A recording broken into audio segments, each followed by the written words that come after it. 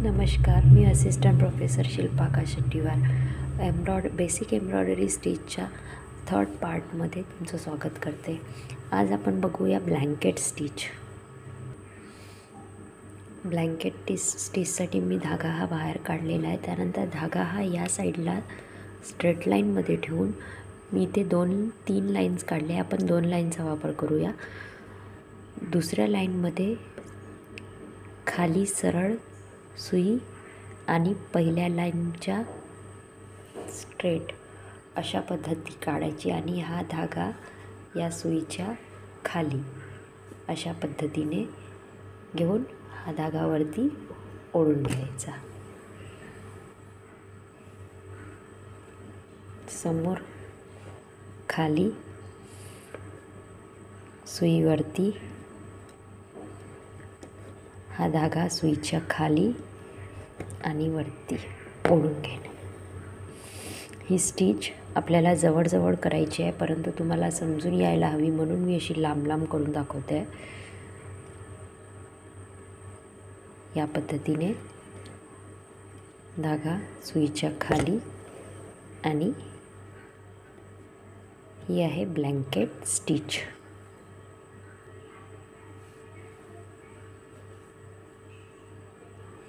या ब्लँकेट स्टिचचा वापर आपण पॅचवर्क करताना पॅचेस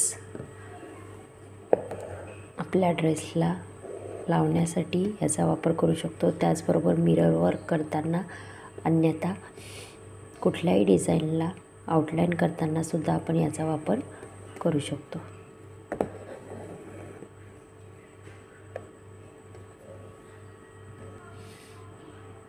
त्यानंतर आहे फेदर स्टिच. त्यासाठी आपल्याला मी सुई ही बाहेर काढलेली आहे. त्यानंतर मी इथे 4 लाईन्स दाखवलेले आहे. तर मी मधातली लाईन सोडून समोरच्या लाईनमध्ये स्ट्रेटमध्ये सुई टाकणार आहे आणि त्यानंतर ती सुई या मधातल्या लाईनमध्ये इथे सेंटरच्या मधातल्या लाईनमध्ये इथे म्हणजेच या प्रकारे आणि हा धागा सुईच्या खालून या पद्धतीने काढणार. त्यानंतर सुई परत या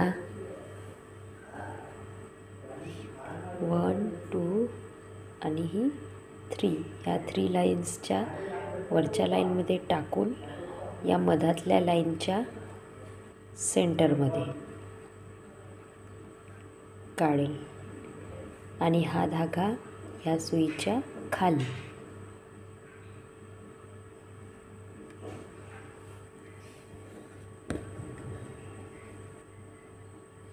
तशाच प्रकारे या 3 लाईन 1, 2, 3 तर या लाईनच्या इथे स्ट्रेटमध्ये मी आधी सुई खाली टाकेल. त्याच्यानंतर या लाईन या तिघांच्या मधामधल्या लाईनमध्ये सेंटरमध्ये काढला आणि हा धागा या सुईच्या खाली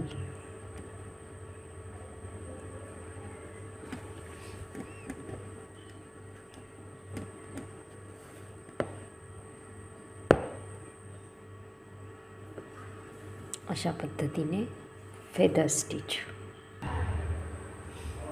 धागा मी बाहेर काढते आहे.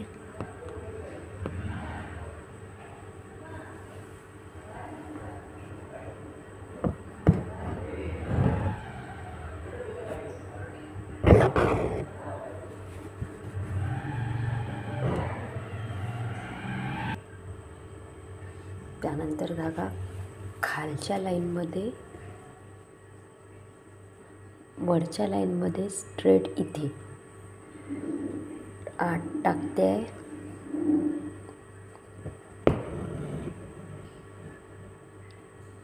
हा धागा असाच राहू देऊन 1, 2, 3 या 3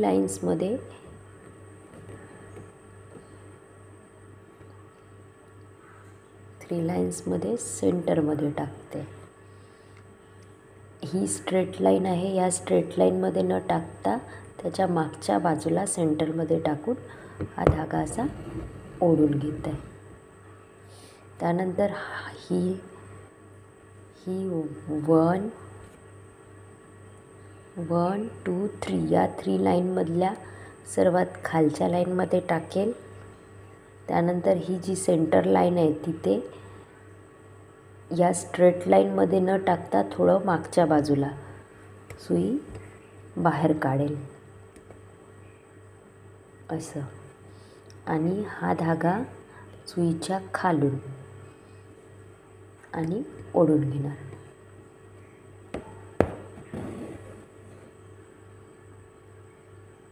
या प्रकारे ही आहे फिदर स्टिच. त्यानंतर आहे button hole stitch. Button hole stitch आणि ब्लँकेट स्टिच ही सारख्या पद्धतीनेच केली जाते, फक्त बटन होल ही गोल मध्ये केली जाते आणि ब्लँकेट ही स्ट्रेट लाईनमध्ये करते. तर मी हा सेंटरमधून धागा काढलेला आहे.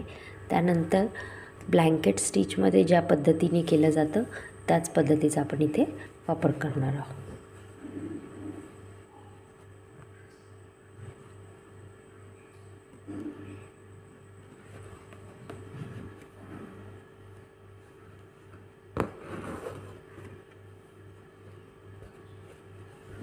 त्यानंतर परत सेंटरमध्ये टाकायचं आणि समोर सर्कलमधून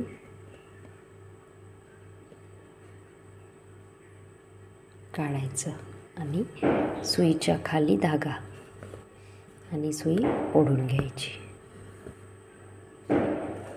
याच पद्धतीने पूर्ण सर्कलमध्ये करायचं.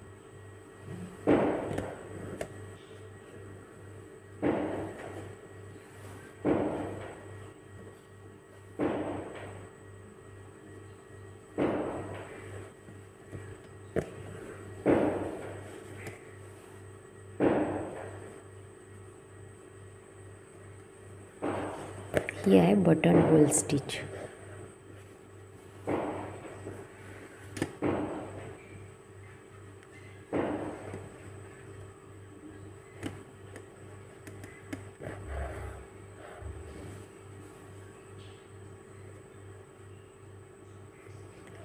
या स्टिचचा वापर आपण शर्टसाठी बटन लावताना, त्याची आळी करताना सुद्धा आपण या स्टिचचा वापर करू शकतो.